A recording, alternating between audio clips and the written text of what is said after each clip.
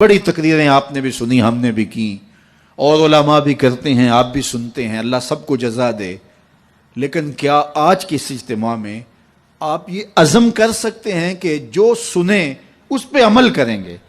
جو چیز سمجھ میں آ گئی کہ یہ درست ہے، یہ بالکل سچی بات ہے، تو پھر ہم عمل سے کوتاہی کیوں کریں؟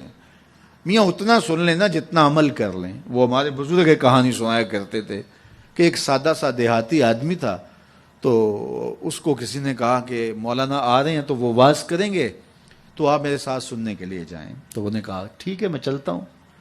تو مولانا نے واز کیا کہ حضور نے فرمایا استنزہوا عن البول فإن عامۃ عذاب القبر منہ، کہ پیشاب کے چھینٹوں سے بچا کرو کیونکہ قبر کا عمومی طور پہ عذاب اسی سے ہوتا ہے۔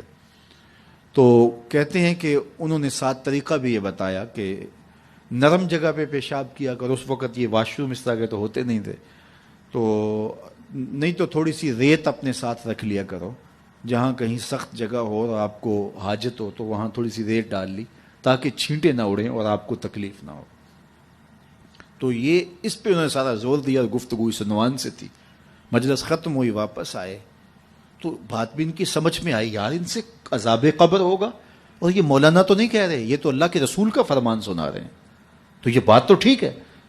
تو انہوں نے سفر میں اپنے ساتھ ریت رکھنا شروع کر دی، 2-4 کلو ریت اپنے ساتھ رکھتے۔ تو 8 دن کے بعد وہ پھر آ گئے، تو کہنے لگے کہ وہ حضرت مولانا پھر آ رہے ہیں کوئی، تو آئے، ان کا خطاب سننے چلنا ہے۔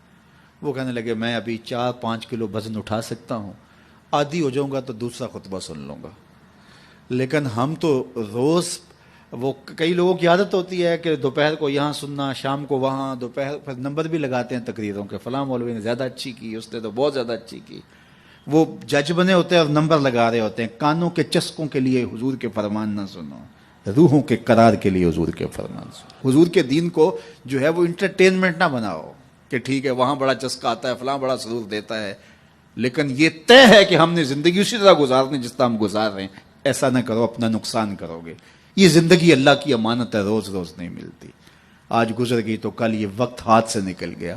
یہ عزم کرو، جو سنو، اور اگر آپ کو یقین ہو کہ جو کہا جا رہا ہے وہ سچ کہا جا رہا ہے تو پھر ہمارے پاس کوئی دوسرا راستہ ہی نہیں ہے اس پر عمل کرنے کے علاوہ۔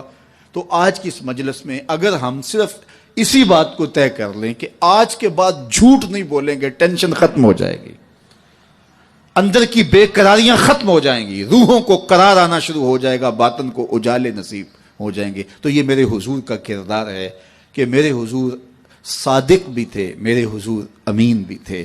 حضور کا یہ اسوہ، حضور کا یہ بتایا ہوا طریقہ، حضور کا یہ عمل اور حضور کا خوبصورت رویہ میں اور آپ اپنی روحوں میں اتارنے کی کوشش کریں۔ اس کا طریقہ کیا ہوگا؟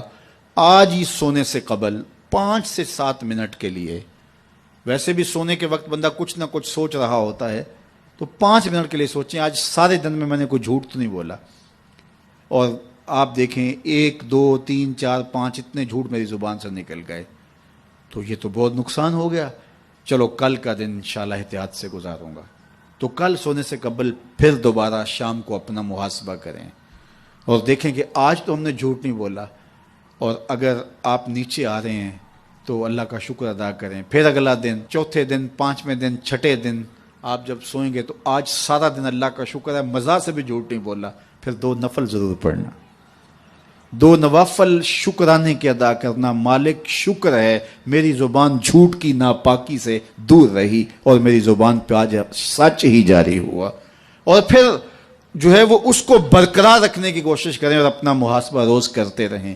چند دن کے بعد آپ دیکھنا کہ زندگی گزارنے کا نشہ آنے لگ جائے گا۔